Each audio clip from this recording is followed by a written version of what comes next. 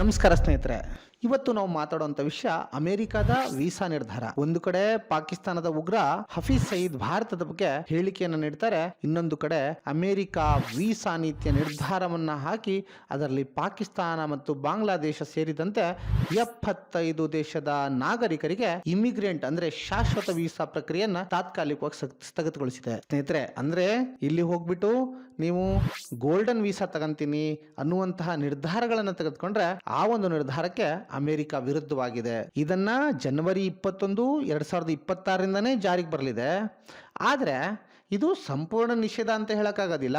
ಆದರೆ ಭಾರತದ ವಿಷಯದಲ್ಲಿ ಅಮೆರಿಕ ಆ ರೀತಿಯ ನಿರ್ಧಾರಗಳನ್ನು ಎಂದೂ ತೆಗೆದುಕೊಳ್ಳೋಕೆ ಸಾಧ್ಯನೇ ಇಲ್ಲ. ಯಾಕೆ ಅಂತಂದ್ರೆ ಭಾರತ ಹೈಲಿ ಟ್ಯಾಲೆಂಟೆಡ್ ಯೂತ್ ಅನ್ನ ಹೊಂದಿರುವಂತ ಒಂದು ದೇಶ. ಇಲ್ಲಿಂದ ಬರುವಂತ IITಗಳಿಂದ ಬರುವಂತ ಸ್ಟೂಡೆಂಟ್ಸ್ಗಳಾಗ್ಲಿ ಅಥವಾ ಹೈಯರ್ ಎಜುಕೇಶನ್ ಹೋಗೋರಾಗ್ಲಿ, ಈ ಎಲ್ಲ ವಿಷಯದಲ್ಲಿ ಭಾರತ ಒಂದು ಒಳ್ಳೆ ಕ್ವಾಲಿಟಿ ಜನರೇಷನ್ ಅನ್ನು ಕೊಡ್ತಾ ಇರೋದ್ರಿಂದ ಭಾರತದ ವಿಷಯದಲ್ಲಿ ಇಂಥ ನಿರ್ಧಾರ ತಗೊಳ್ಳೋದಕ್ಕೆ ಸಾಧ್ಯನೇ ಇಲ್ಲ.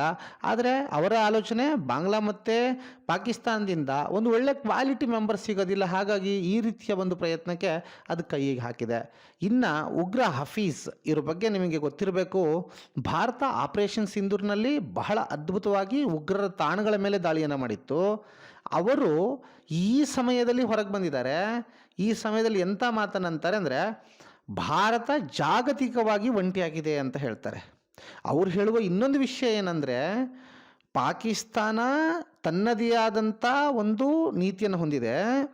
ಇಲ್ಲಿ ಬಾಂಗ್ಲಾದೇಶ ನಮ್ಮ ಉಗ್ರಗಾಮಿ ಸಂಘಟನೆಗಳಿಗೆ ಸಪೋರ್ಟನ್ನು ಕೊಡ್ತಾ ಬರುತ್ತೆ, ಅಮೇರಿಕ ಕೂಡ ನಮ್ಮನ್ನು ಒಪ್ಪುತ್ತೆ.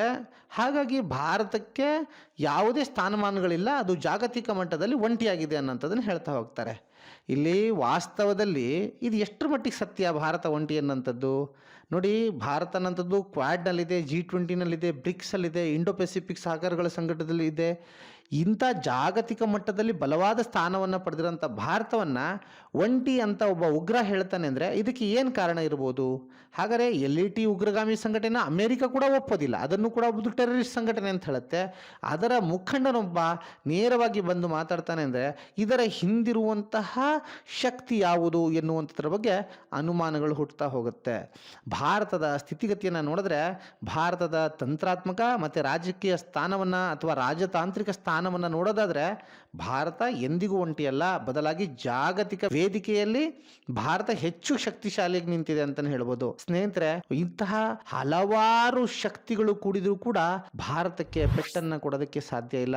ಅಮೆರಿಕದ ವೀಸಾ ನಿರ್ಧಾರದಿಂದಾನೇ ಗೊತ್ತಾಗತ್ತೆ ಅಮೆರಿಕ ಪಾಕಿಸ್ತಾನದ ಬಗ್ಗೆ ಇರುವಂತಹ ಆಲೋಚನೆ ಎಂಥದ್ದು ಅಂತ.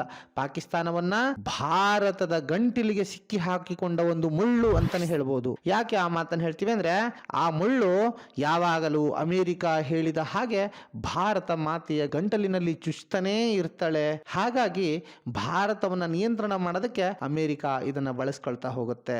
ಈ ಕಡೆ ಚೀನಾದೊಂದಿಗೆ ಎಷ್ಟರ ಮಟ್ಟಿಗೆ ವಿರೋಧವನ್ನ ಈಗ ಅಮೆರಿಕ ಹೊಂದಿದೆಯೋ ಇದಕ್ಕಿಂತ ಮುಂಚೆ ಅಷ್ಟೇ ದೊಡ್ಡ ಮಿತ್ರತ್ವವನ್ನ ಅದರ ಜೊತೆಗೆ ಹೊಂದಿತ್ತು.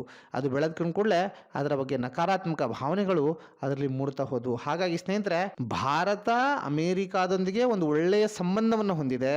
ಅದರ ಜೊತೆಗೆ ಪಾಕಿಸ್ತಾನ ಅಮೆರಿಕದ ಜೊತೆಗೆ ಒಳ್ಳೆ ನಿರ್ಧಾರಗಳನ್ನು ಹೊಂದಿದೆ, ಒಳ್ಳೆ ಸಂಬಂಧಗಳನ್ನು ಹೊಂದಿದೆ.